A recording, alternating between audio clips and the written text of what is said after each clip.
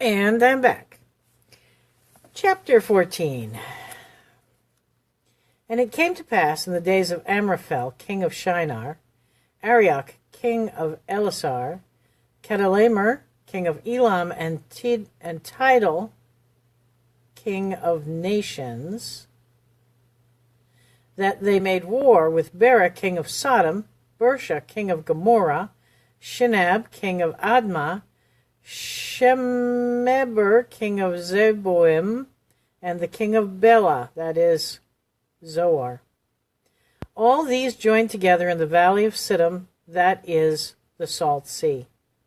12 years they served Chedorlaomer, and in the 13th year they rebelled.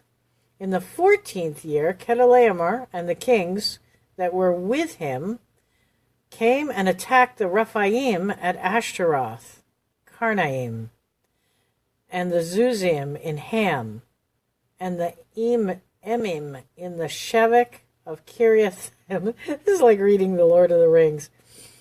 Shevek, Kiriathaim, and the Horites in their mountain of Seir. See, it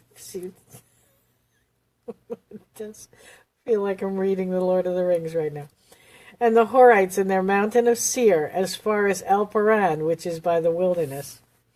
Then they turned back and came to En-Mishpat, that is Kadesh, and attacked all the country of the Amalekites, and also the Amorites who dwelt in Hazazon Tamar.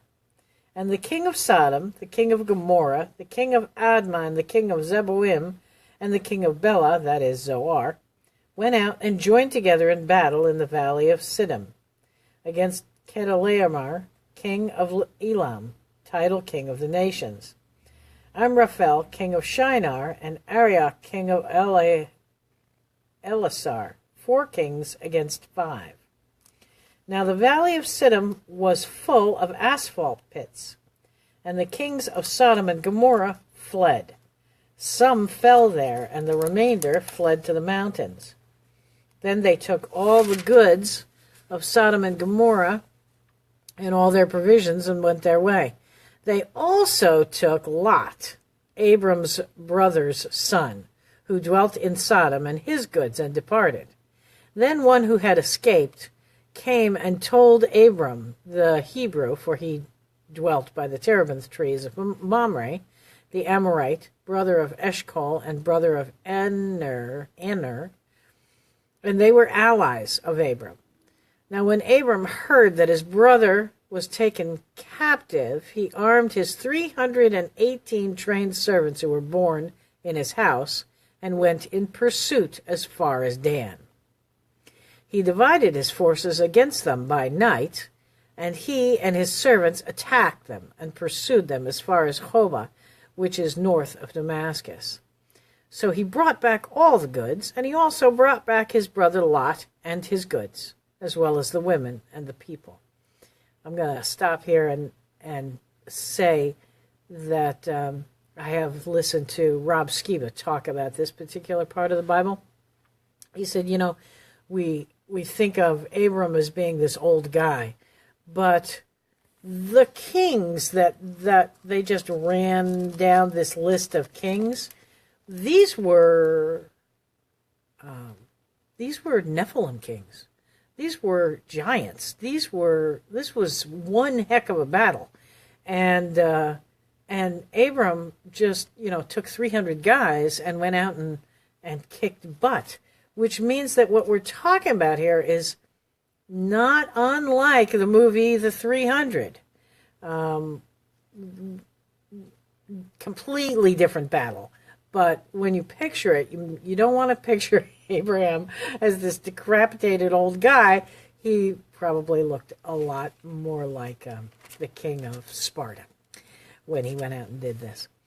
So, verse 17, and the king of Sodom went out to meet him at the valley of Shevek, that is, the king's valley, after his return from the defeat of Chedorlaomer, and the kings who were with him. Then Melchizedek, king of Salem, brought out bread and wine. He was the priest of the Most High, and he blessed him and said, Blessed be Abram, of God Most High, possessor of heaven and earth.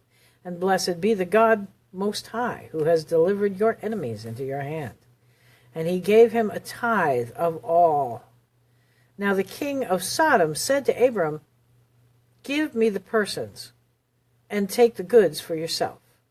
But Abram said to the king of Sodom, I have raised my hand to the Lord God Most High, the possessor of heaven and earth, that I will take nothing, from a thread to a sandal strap, and that I will not take anything that is yours, lest you should say, I have made Abram rich, except only what the young men have eaten, and the portion of the men who went with me. And the portion of the men who went with me, Aner, Eshcol, and Mamre, let them take their portion. So basically, Abraham, his name wasn't Abraham yet, it was Abram. Abram basically said to the king of Sodom, it's like, I'm taking nothing out of this fight except the people I came to get, because I don't want it coming back on me that what I gained, my prosperity, was based on what you gave me. So, also, there's a lot of stuff in here that as you go forward and you start reading this is about putting dots together, and I'm not going to put a whole lot of dots together right now because there's more dots. I would have to go forward into the book to find the dots that they connect to. I'd rather read it later and come back. So just kind of hold on to this stuff. Yeah, that's it. Thanks for listening. Have a good day.